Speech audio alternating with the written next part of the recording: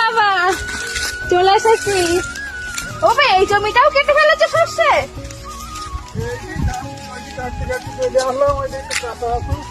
ও এইগুলো পেকে গেছে? অনেকটাই তো কেটে ফেলেছো। আসো বাবা ভাত খেয়ে নাও, আমার আজকে বেলা হয়ে গেল ভাত আনতে। বাবা হাত ধুতে গেছে, হাত দিয়ে আসুক, আমি তখন বাচ্চা থাকি ভাতটা আমি তুলে দিই। আর খাবো না বাবা, কত দিচ্ছ, এত ভাত আমি খেতে পারি না।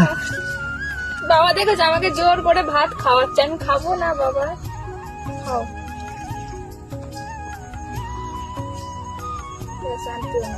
তুমি খেয়ে নাও মাছ। ভালো লাগছে? ভালো লাগছে? ও বাবা এই রোদের মধ্যে কি রোদ উঠেছে, এই রোদের মধ্যে বেশি কাজ করতে হবে না, তোমার বাড়ি চলে যাবা। খায়ে খায়ে আর অল্প একটুখানি কাজ করবা, করে বাড়ি চলে যাবে। যাতে হবে, রোদের মধ্যে আর পারা যাচ্ছে না। বাড়ি গিয়ে তোমার কষ্ট হয় এই রোদের মধ্যে। আমার বাবার চোখ মুখ শুকিয়ে যায় এই রোদ দূরে, এই সর্ষে কাটে। জল খাও, জল খাও।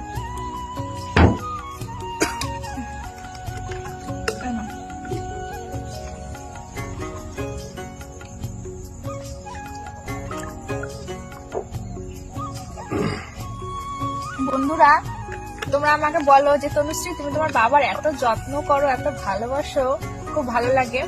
জানো তো আমার বাবাকে কেন আমি এত যত্ন করি? কারণ আমার বাবার হচ্ছে হার্ট অ্যাটাক হয়েছিল এর আগে, তো তখন হচ্ছে মানে স্ট্রোক করেছিল, স্ট্রোক করে বাবার মানে অবস্থা খুবই খারাপ ছিল। আর নেবো না বাবা, মাছ দিও না, আমি বাড়ি গিয়ে খাবো, তুমি দিও না মাছ, খাও তুমি। দিয়ে বাবা হচ্ছে ওই কল্যাণীতে তখন ওই পেসমেকার বসিয়েছে বাবার বুকে। ওই পেসমেকার বসানোর পরে ডাক্তার বলেছে যে বেশি কাজকর্ম করতে পারবে না, ভারী মাইকে সাউন্ডের সামনে যেতে পারবে না, খাটনির কাজ করা যাবে না, বলেছে খাবে দাবে আস্তে ধীরে চলাফেরা করবে। কিন্তু বাবা আমাদের সংসার চালানোর জন্য তবুও মানে বাবা যেহেতু হয়েছে তার দায়িত্ব, সে তো কর্তব্য, মানে এত রোগ অসুখের মধ্যেও বাবা তাও কষ্ট করে কাজ করে, বুঝলে বন্ধুরা। এর জন্য বাবাকে এতটা যত্ন করি, সবসময় চোখে চোখে কেয়ার করে রাখি। আমার বাবার যখন ওরকম হয়েছিল আমি সব ঠাকুরের কাছে মানত করেছিলাম, নৈহাটি বড় মার কাছে পুজো দিয়ে এসেছি। বাবার অপারেশন হওয়ার পরে মানে ভীষণ মানে বাবার আর বাঁচানোর কোনো উপায় ছিল না, অনেক ভগবানের কৃপায় বাবা বেঁচে আছে। তার জন্য বাবাকে সব সময় এত যত্ন করে রাখি। বাবা যদি মাঠে আসে, বাবার টাইম হয়ে গেলে, বাবা যদি একটু দেরি হয় বাড়ি আসছে না, পুরো মাঠে ঘুরে বেড়াই, মাঠে খুঁজতে আসি আমি মা সবাই মিলে, সব লোকের বাড়ি বাড়ি যাই, মাঠে যদি খুঁজে না পাই যে কোথায় গেল। যেহেতু বাবার কাছে ফোন নেই যে ফোন করে জানতে পারবো, এর জন্য বাবাকে একটু থেকে একটু দেরি হলেই এই যে বাবা টাইম মতন খাওয়া দাওয়া সব মানে ঠিকঠাক করে রাখতে হয়। না বাবা জল। ও বাবা তুমি তো ভাত ভাত খেলা, এখন একটু বসে রেস্ট নিয়ে নাও। এই দেখো বাবার জামা নিয়ে এসেছি বাড়ির থেকে। আমি একটা এখন সর্ষে কাটবো, এই যে ঢেকে নিলাম পুরো, তারপরে আর রোদ্দুর লাগবে না। এই দেখো বন্ধুরা আমাদের এই সর্ষের জমিটা, এই দেখো বাবা সর্ষেগুলো কেটেছে, এখন আমি কাটবো সর্ষের জমিতে। এই দেখো জামাটা পরে নিয়েছি, আর রোদ্দুর লাগবে না।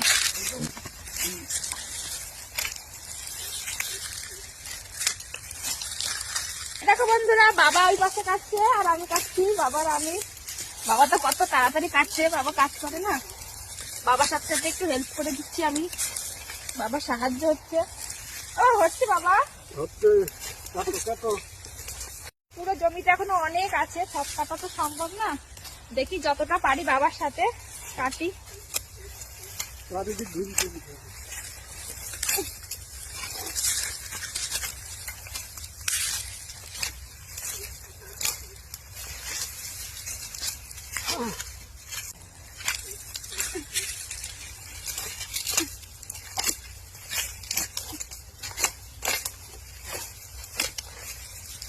না রোদের মধ্যে না বাবা কাটি, তোমার তো কষ্ট হচ্ছে। দরকার নেই, বাবা শুধু আমার কষ্ট দেখছে, বাবারও তো কষ্ট হচ্ছে বলো আমার মতো। ও যা কাটতেছে ওই ভালো, আর কাটতে হবে না, আমি কাটছি। কাজ করো গা, বাড়ি যাই কাজ করো গা।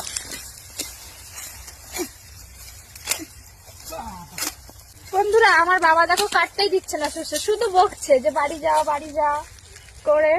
দেখো কতটা কাটলো।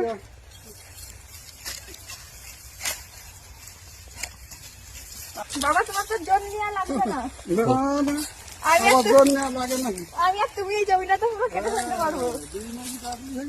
হ্যাঁ, তুই মাইজি কাটলেই আমাদের এই জমিটা পুরো ফাঁকা হয়ে যাবে, আর জোর নেওয়া লাগবে না, টাকাও লাগবে না, বাবার টাকা বেঁচে যাবে। আমি আর বাবাই কেটে একদম পরিষ্কার করে দেবো সর্ষে সব।